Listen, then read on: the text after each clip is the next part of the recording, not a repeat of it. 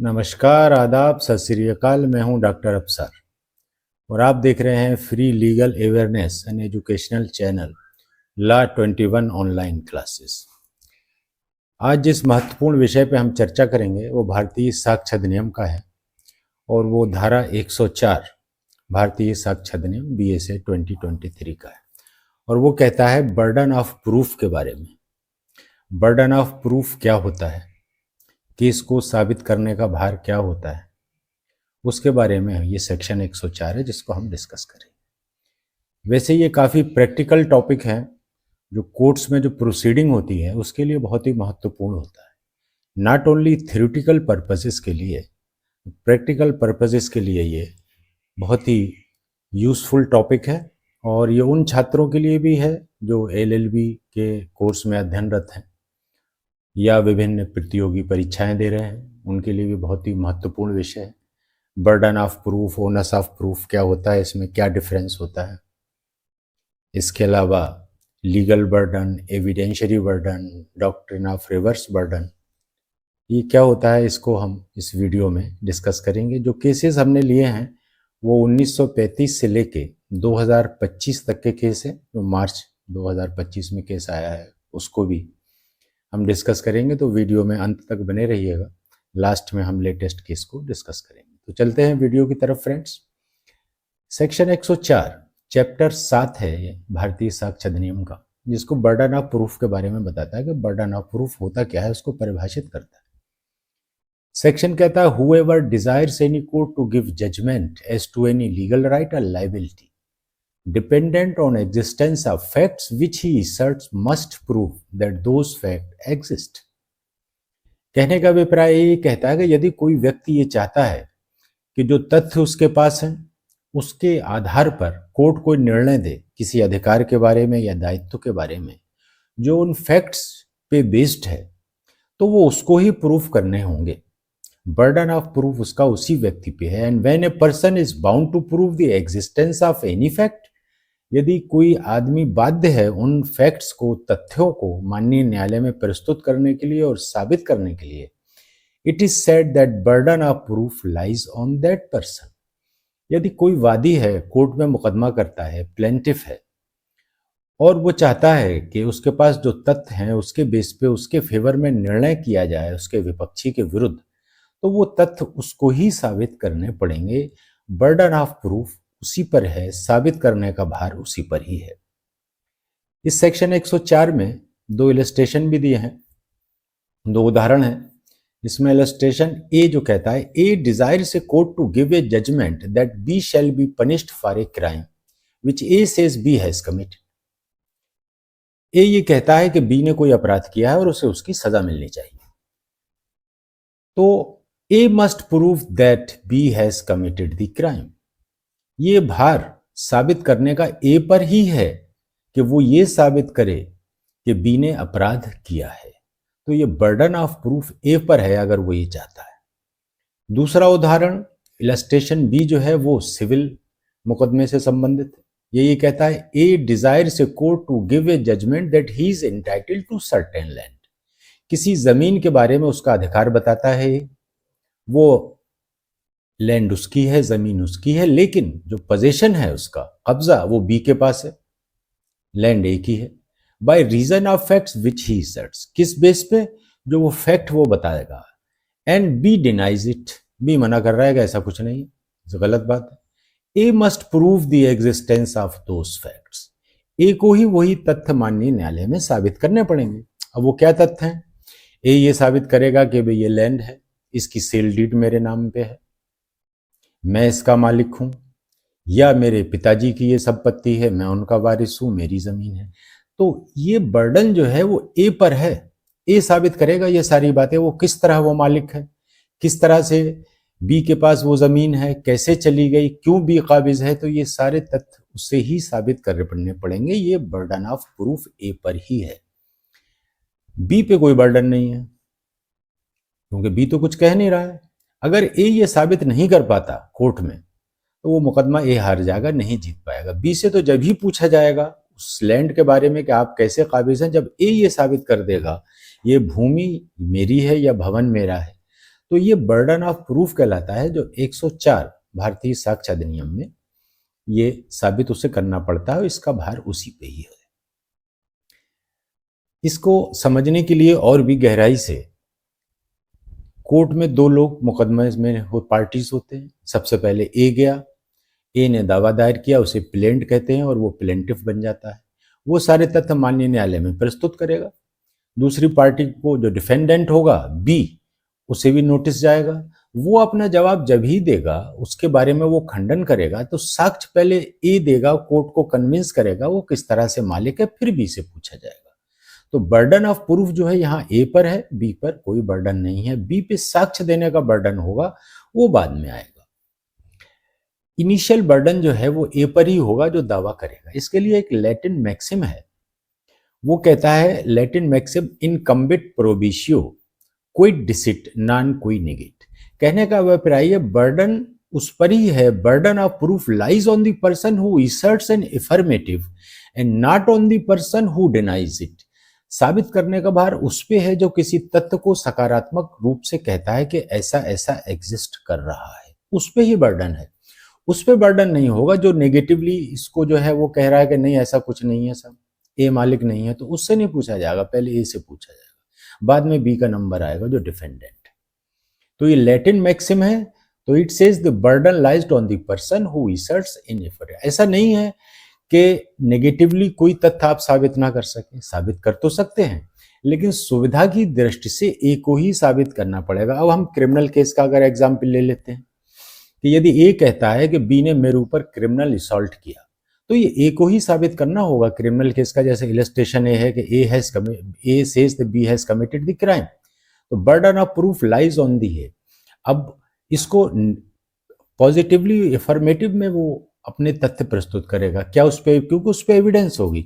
अगर वो ये कहता है कि बी ने मेरे ऊपर हमला किया, तो उसकी बॉडी पे इंजरीज होंगी, डॉक्टर से उसने इलाज कराया होगा, जहां घटना घटित हुई होगी वहां पे गवाहान होंगे, वो ए के पास होंगे, वो ए के फेवर में गवाही देंगे, तभी बी से पूछा जाएगा अभियुक्त से कि उसे क्या कहना है। पहले तो ए को ही साबित करना पड़ेगा। इस पे एक लैंडमार्क केस है, Woolmington versus director of public prosecutions. ये हाउस ऑफ लॉर्ड्स का जजमेंट है 1935 का। इसमें जो वुलमिंगटन था, 21 ईयर ओल्ड एक लेबर था, फार्म लेबरर। उस पे यह आरोप था कि उसने अपनी पत्नी की हत्या कर दी, लेकिन एक्यूज्ड का ये कहना था, अभियुक्त का, कि उसने हत्या नहीं की बल्कि एक्सीडेंटली फायर हो गया और जिसकी वजह से उसकी मृत्यु हो गई। कोर्ट ने यह कहा, जो लोअर कोर्ट ट्रायल कोर्ट था, उसने वो बर्डन जो था एक्यूज्ड पे ही डाल दिया कि आप साबित करिए कि ये जो डेथ हुई है वो एक्सीडेंटल हुई। इसकी अपील हाउस ऑफ लॉर्ड में हुई और हाउस ऑफ लॉर्ड जो हाईएस्ट कोर्ट है उसने ये कहा, जो कन्विक्शन था उसका, जो उसे सजा हुई थी, उसको रद्द कर दिया। और जो गोल्डन थ्रेड प्रिंसिपल है, the cardinal principle, the basic principle, the आधारभूत सिद्धांत ये है कि जो अभियोजन पक्ष है, वादी है, उसको ही गुनाह साबित करना है अभियुक्त का, बियॉन्ड रीजनेबल डाउट। संदेह से परे उसे ही साबित करना है, अभियुक्त को साबित नहीं करना है। या तो कानून में ऐसा प्रावधान हो कि कुछ तथ्य साबित करने के बाद अभियुक्त से पूछा जाए, बर्डन उस पर शिफ्ट किया जाए, लेकिन यहाँ ऐसी स्थिति नहीं है। तो हाउस ऑफ लॉर्ड ने उसका कन्विक्शन सेटिसाइड कर दिया और यह कहा कि ये जो गोल्डन थ्रेड है, एक्यूज्ड को, अभियुक्त को इनोसेंट ही माना जाएगा जब तक कि उसका दोष, गुनाह साबित ना हो जाए। ये अभियोजन का, प्रोसिक्यूशन का ही काम है कि उसके विरुद्ध को, उसका अपराध को साबित किया जाए। तो इस पे हाउस ऑफ लॉर्ड ने ये प्रिंसिपल को दोबारा से रीइंफोर्स किया और ये कहा कि presumption of innocence is on the in favour of the accused. अभियुक्त बेगुनाह ही माना जाएगा जब तक कि उसका गुनाह साबित न किया जाए। इसके एक्सेप्शन भी हैं, एविडेंस एक्ट में भी इसके कुछ सेक्शंस हैं जिसमें ये एक्सेप्शन प्रोवाइड किया है कि जनरल जो रूल है बर्डन ऑफ प्रूफ का, वो वादी या अभियुक्त पर भी ही होता है, डिफेंडेंट या एक्यूज्ड पे नहीं होता। एक सेक्शन है सेक्शन 80 भारतीय न्याय संहिता में, जो पहले 304B दहेज हत्या का मामला होते थे, तो वो सेक्शन 80 है। इसमें जो है बर्डन अभियुक्त पे शिफ्ट हो जाता है, लेकिन जो बेसिक फैक्ट्स हैं, फाउंडेशनल फैक्ट्स जो हैं, वो अभियोजन को ही साबित करने पड़ेंगे। जैसे कि डाउरी डेथ है तो उसमें ये पहले साबित करना पड़ेगा, there is a unnatural death of a married women because of any thermal burns, bodily injury. विवाह होने के बाद 7 साल के अंदर ये उसकी मृत्यु हुई है और in connection with the demand of dowry हुई है, दहेज मांगा गया है, उसका शारीरिक और मानसिक रूप से उत्पीड़न हुआ है और उसकी वजह से उसकी मृत्यु हो गई है।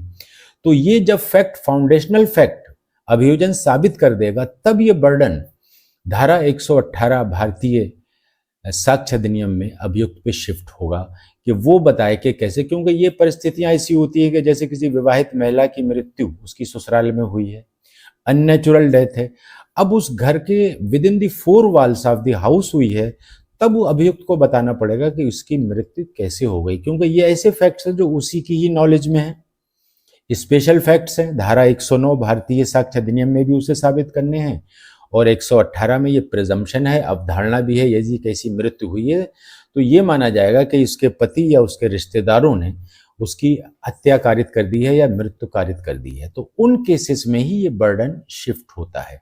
अन्यथा की दशा में ये बर्डन जो है वादी पे, प्लेंटिफ पे ही रहता है। इसमें मैं इस संबंध में एक केस रेफर कर रहा हूं यहाँ पे। दूसरा case state of Madhya Pradesh versus Usha Devi का 2015 का केस है। इसमें भी ये कहा है कि burden of proof lies must establish A प्रिमा facie case by the prosecution या वादी अपना प्रिमा फेसाई केस साबित करेगा और एक्यूज्ड को अपनी इनोसेंस साबित नहीं करनी है। एक्यूज्ड को तो जब ही साबित करनी है जब बर्डन उस पर शिफ्ट होगा, अन्यथा की दशा में ये पूरा भार जो है अभियोजन पे ही है कि वो संदेह से परे अभियुक्त का जुर्म को माननीय न्यायालय में साबित करेंगे। दूसरा केस जो रेफर कर रहा हूं state of Jammu and Kashmir versus Hindustan forest company का केस है।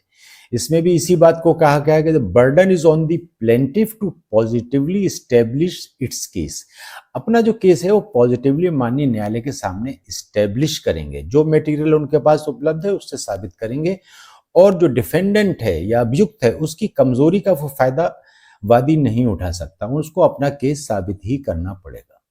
दूसरा केस 2011 का है रंगामल वर्सेस कुप्पूस्वामी का। इसमें भी यही कहा है कि until such burden is discharge the other party is not required to be called to prove his case. जब तक के वादी अपना केस साबित नहीं कर देता, जब तक दूसरे पक्ष से ये नहीं पूछा जाएगा। दूसरा केस 2022 का है स्मृति डे बर्मा वर्सेस प्रभा रंजन डे बर्मा का केस है।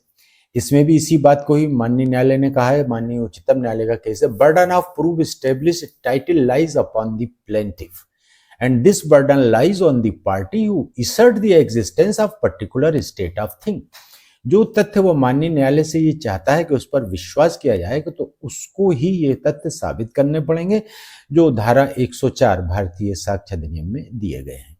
धारा 105 का सवाल है, उसमें एविडेंस का बर्डन होता है, लेकिन 104 में जो है वो बर्डन ऑफ प्रूफ होता है, जो वादी को या अभियोजन को साबित करना पड़ेगा। दूसरा केस जो मैं रेफर कर रहा हूँ state of Haryana versus Tilak Raj 2003 का केस है। इसमें सिविल का मामला था और उसमें यह कहा गया कि अगर आप रिलीफ इक्वलिटी का मांगते हैं कि आपको भी वही इक्वलिटी मिले जो दूसरे आपके सहकर्मी को दी गई है, वही स्टेटस मिले, वही वेतन मिले, तो इसके लिए उसका भार आप पर ही होगा प्लेंटिफ पे कि आप साबित करेंगे। Another case Punjab state electricity board versus थाना सिंह का है 2019 का। इसमें यह कहा गया burden of establishing A parity in pay scale. वेतनमान में यदि समानता आप चाह रहे हैं कि आपके बराबर का क्वालिफाइड आपकी पोस्ट पे, सेम पोस्ट पे कोई काम कर रहा है, अगर आपको वही चाहिए तो आपको ही ये साबित करना पड़ेगा कि you are equal to your opposite party. 2020 का एक केस है A Mahalakshmi versus Bala Venkataraman AIR 2020 का है burden of establishing a parity in pay scale as far as the employment is concern and other material is concern on the plaintiff. Mahalakshmi के case में ये कहा गया कि अगर किराएदार पे आप ये वादी आरोप लगाता है प्लेंटिफ के उसने आपके जो किराए का मकान है उसको किसी और किराएदार को दे दिया है, तो ये भार भी आप पर ही होगा। Another case Krishna Kumar versus Krishnanath 2020 का केस है। इसमें यह कहा गया कि where a landlord sought eviction of tenant on the ground of construction made by the tenant on the property which diminished the value and utility of the property. यदि landlord भूस्वामी यह आरोप किराएदार पे लगाता है कि इसने ऐसा कंस्ट्रक्शन कर दिया जिसकी वजह से प्रॉपर्टी की वैल्यू काफी कम हो गई, तो ये भार भी उस प्लेंटिफ पर ही है कि वो ये साबित करे कि वैल्यू कम किस तरह से हुई है। 2020 का एक और केस है सुमित कुमार दास वर्सेस नमिता दास। इसमें यह कहा गया है कि case where mother alleges that her son fraudulently obtained her signature on the gift in his favour. एक माता ने यह आरोप लगाया कि उसके पुत्र ने धोखाधड़ी करके उसके हस्ताक्षर एक गिफ्ट डीड पे उससे करवा लिए गए। It was established in the case that जो कागज का पोजीशन था वो उस माता के पास था, बेटे के पास नहीं था। डीड जो थी वो रजिस्टर्ड थी और जिसने वो डीड तैयार की थी तो उसने भी यही कहा कि ये माता जी ने ही कागज तैयार कराए थे। इस सर्कमस्टांस ने कोर्ट ने यह हेल्ड किया कि ये उस माता पे ही भार है कि वो ये साबित करे कि फ्रॉडुलेंटली उसके बेटे ने उसके हस्ताक्षर करा लिए। कहने का अभिप्राय यदि कोई तथ्य माननीय न्यायालय में सकारात्मक रूप से रखा जाता है कि ऐसा ऐसा हो गया है तो वो भार उस पर ही है, वही साबित करे। यही बर्डन ऑफ प्रूफ 104 बताता है। दो एक्सप्रेशंस हैं, burden of proof and onus of proof. या ये हम कह सकते हैं एक है लीगल बर्डन और एक है इस एविडेंशियल बर्डन, एविडेंशियरी बर्डन कह सकते हैं। लीगल बर्डन हमेशा प्लेंटिफ पे या प्रोसिक्यूशन पे, अभियोजन पे रहता है। ओवरऑल केस को साबित करने के लिए वादी ही साबित करेगा at every stage of the proceeding. यदि कोई अभियोजन कोई मुकदमा दायर करता है, अभियोजन पक्ष एक फौजदारी का मुकदमा कि अभियुक्त ने अपराध किया है, तो पूरे केस के दौरान बर्डन ऑफ प्रूफ अभियोजन पर ही रहेगा, दूसरी पार्टी पे नहीं जाएगा। एविडेंशियल बर्डन जो 105 में है वो एविडेंस का ही बर्डन होता है। जब अभियोजन अपना केस साबित कर देगा सारी एविडेंस देने के बाद, तब डिफेंडेंट या एक्यूज्ड से पूछा जाएगा उन तथ्य और परिस्थितियों के बारे में जो आरोप उस पर लगाए गए हैं। ये उसका राइट भी है, right of audi alteram partem, listen to the other party. ये उसका राइट भी, उससे पूछा भी जाएगा, उसका स्टेटमेंट भी रिकॉर्ड किया जाएगा। क्रिमिनल केस है अगर धारा 351 बीएनएसएस में जो पहले 313 था उसमें उसका स्टेटमेंट रिकॉर्ड किया जाएगा, उसे अपॉर्चुनिटी दी जाएगी अपनी बात कहने की। लेकिन सबसे पहले ये अभियोजन या वादी की ड्यूटी है कि अपने सारे प्रमाण तथ्य प्लीडिंग माननीय न्यायालय के में सामने प्रस्तुत करेंगे वो। तो दो तरह की ये चीजें हो गई जो एविडेंस एक्ट कहता है। एक हो गया legal burden, burden of establishing the case, और दूसरा है burden of leading the evidence. तो burden of leading evidence section 105 में आता है और बर्डन ऑफ प्रूफ जो है, जो लीगल बर्डन है, बेसिक बर्डन है for establishing A foundational facts, आधारभूत तथ्यों को साबित करने के लिए जो भार है वो अभियोजन और वादी पर ही होगा। तो ये दो चीजें हो गई, लीगल बर्डन, एविडेंशियल बर्डन। अगर हम इसको दूसरी तरह से देखें, बर्डन ऑफ प्रूफ और ओनस ऑफ प्रूफ की बात करें, तो बर्डन ऑफ प्रूफ जो ओवरऑल प्रूफ होता है पूरे केस में शुरुआत से लेके अंत तक, वो वादी पर होता है और इसको बर्डन ऑफ प्रूफ कहते हैं। अब हम एविडेंशियल बर्डन की बात करें, एविडेंशियल बर्डन सेक्शन 105 में होता है।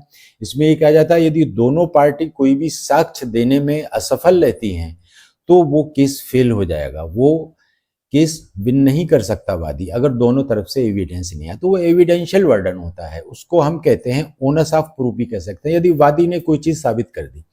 अब अभियुक्त से पूछा जाएगा, प्लेंटिफ ने सिविल मुकदमे में साबित कर दी तो डिफेंडेंट से पूछा जाएगा। मान लीजिए वादी ने ये कहा कि ये मेरा मकान है और मेरे पास ये पेपर है, तो फिर उससे पूछा जाएगा कि आप किस तरह से काबिज है, पहले जब कोर्ट कन्विंस हो जाएगा सारे तथ्यों पे, साक्ष्यों के आधार पर। यदि वादी ये कहता है कि ये मेरा मकान है और किराएदार मेरे मकान पे काबिज है और इसने किराया नहीं दिया, मैंने इसको किराए पर तो दिया था लेकिन इसने 1 साल का किराया मुझे नहीं दिया, ये वो साबित करेगा, अपना मालिकाना हक माननीय न्यायालय में साबित करेगा।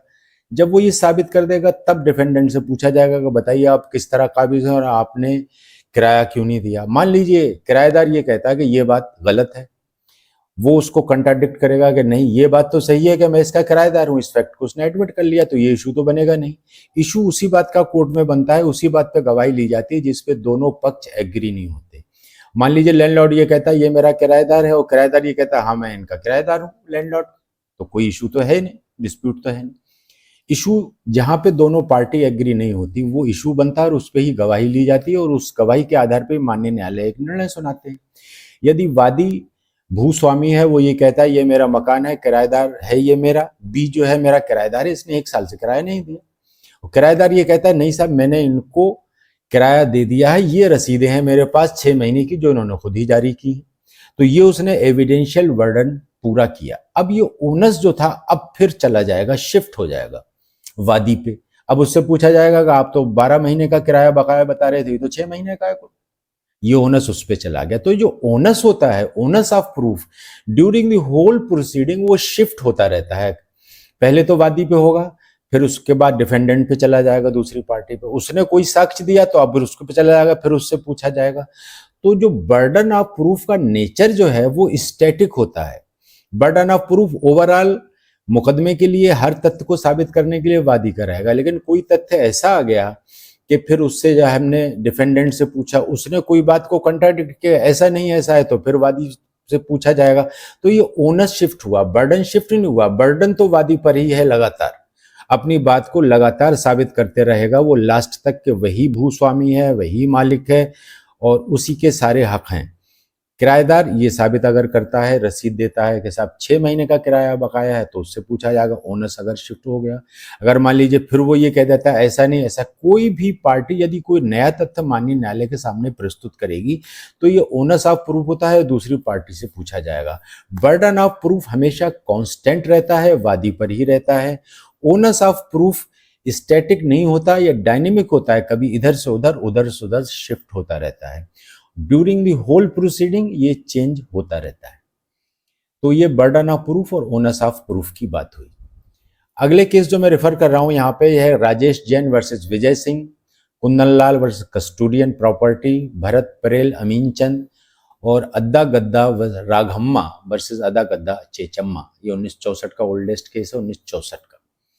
इसमें ये कहा गया burden of proof is a different from onus of proof. इसको क्लियर किया है और डिफाइन किया है। Essential distinction between burden of proof and onus of proof is that the burden of proof is always lies on the party who has to prove it and never shift, but the onus of proof shifts. मतलब जो burden of proof है वो हमेशा static रहेगा, वादी पे रहेगा, अभियोजन पक्ष पे रहेगा। और ओनस ऑफ प्रूफ है वो डायनेमिक होता है, इधर से उधर। कहते हैं ना कि बाल अब उनके कोर्ट में है, हमने तो ये सबूत दे दिया, वो बताएं कि इन्हें इस संबंध में क्या कहना है। तो ये ओनस ऑफ प्रूफ होता है जो इधर से उधर शिफ्ट होता रहता है। अब जो केस मैं रेफर कर रहा हूं वो है बलवीर सिंह स्टेट ऑफ उत्तराखंड 2023 का।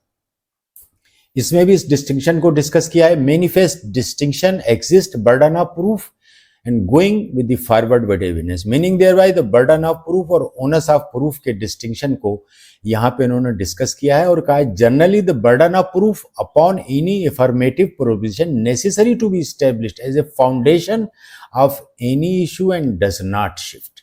बर्डन ऑफ प्रूफ कभी शिफ्ट नहीं होता, वो बेसिक फाउंडेशनल फैक्ट्स होते हैं और वो वादी पर ही उसका भार होता है। And burden of giving evidence ये सेक्शन 105 में आती है, जो एविडेंशियल बर्डन है, ओनस की बात है। द बर्डन ऑफ एक्सप्लेनेशन भी कहते हैं इसको, may shift from one side to other according to the testimony. जैसा भी साक्ष्य आता है उसके बाद में यदि दूसरी पार्टी से क्लेरिफिकेशन अगर लेना होता है तो वो ओनस उस पार्टी पे शिफ्ट हो जाता है और उसको बारे में उसे बताना पड़ेगा और एक्सप्लेन करना पड़ेगा। तो ये ओनस ऑफ प्रूफ होता है। तो never confused with burden of proof and onus of proof.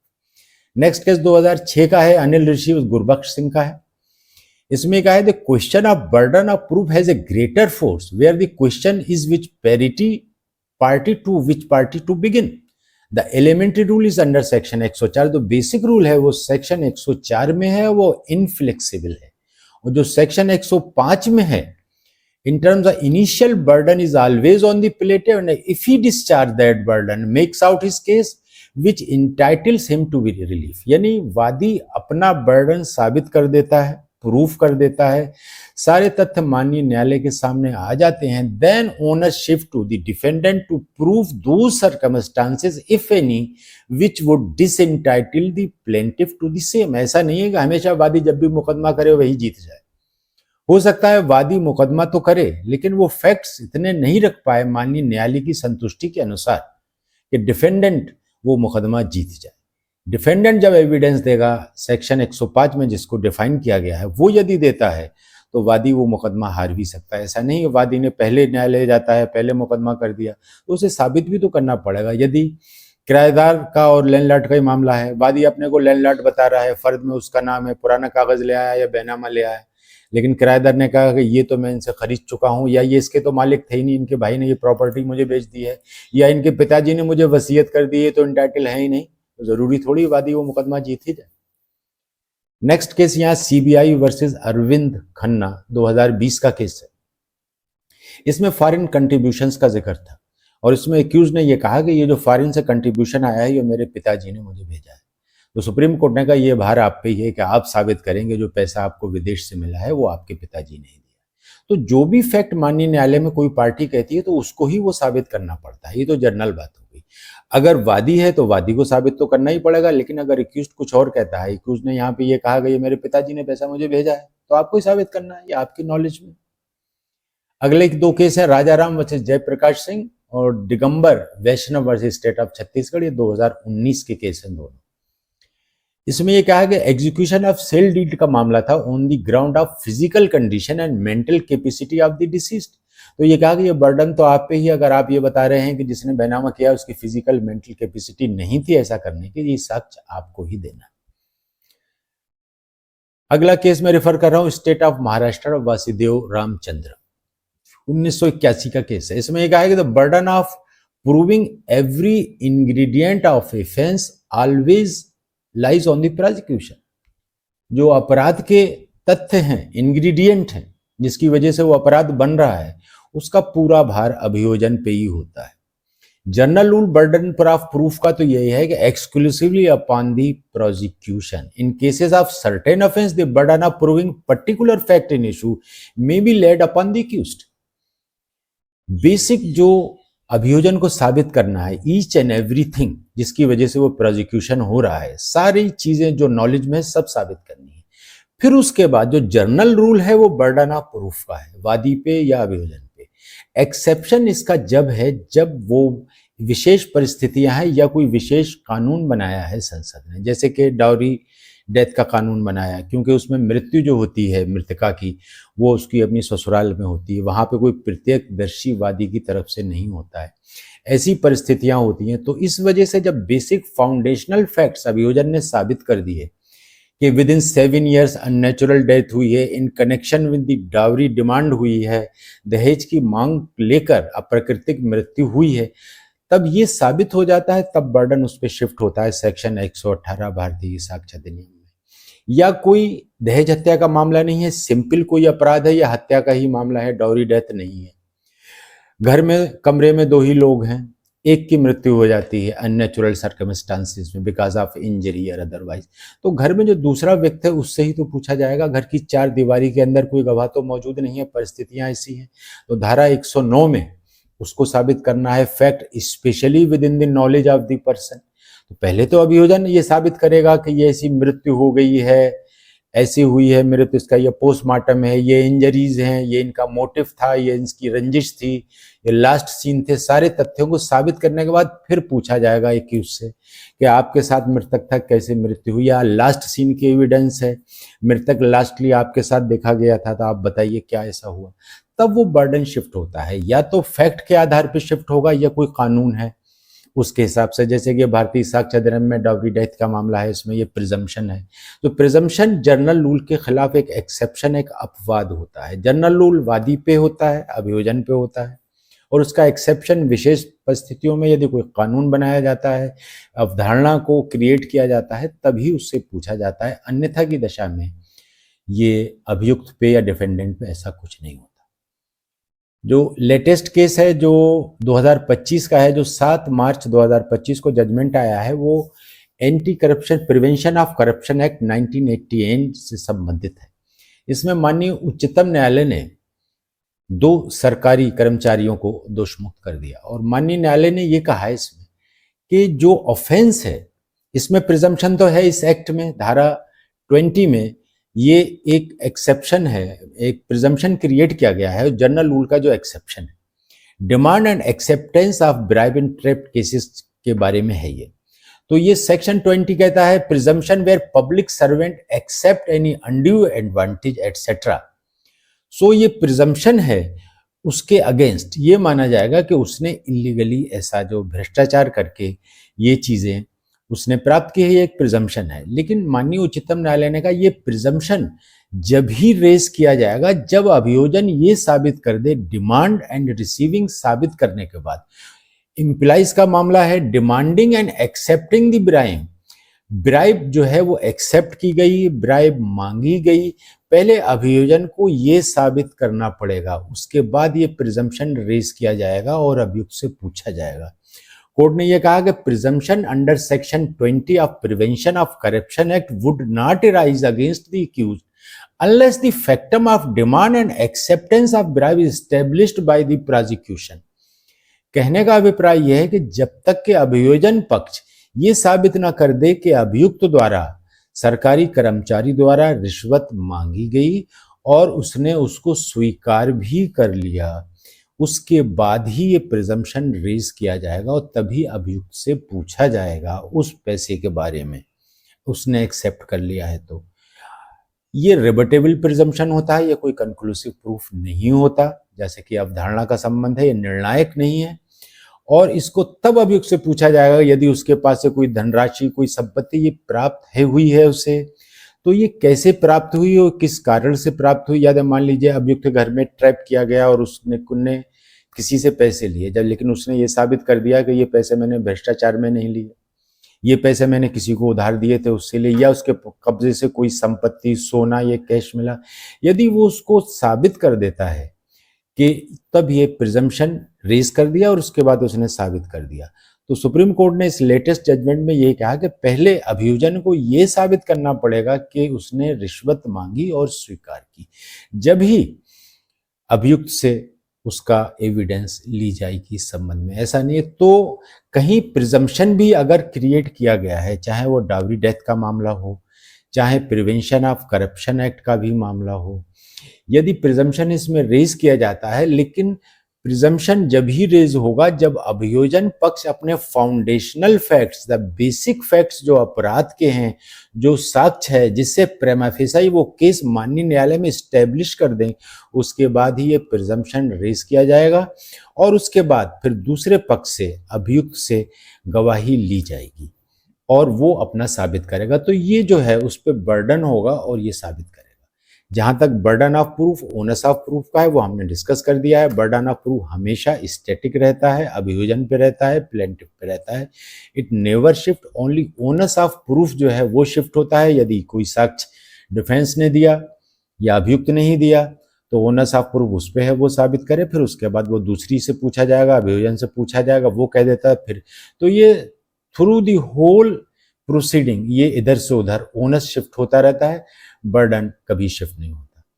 So friends, ये वीडियो इस सेक्शन 104 पे है। अगला जो हम वीडियो पेश करेंगे वो सेक्शन 105 पे पेश करेंगे भारतीय साक्ष्य अधिनियम में।